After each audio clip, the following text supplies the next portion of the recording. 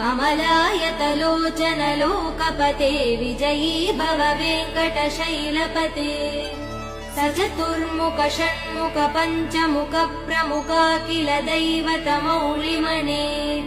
शरणागत वत्सल सारनिधे परिपालय मां वृषशैलपते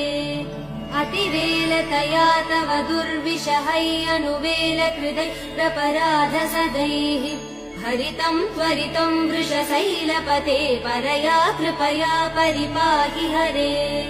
अधिवेङ्कटशैलमुदारमते जनताभिमतादिकदानरतात् परदेवदया गदितान् निगमै कमलादयितान् परं कलये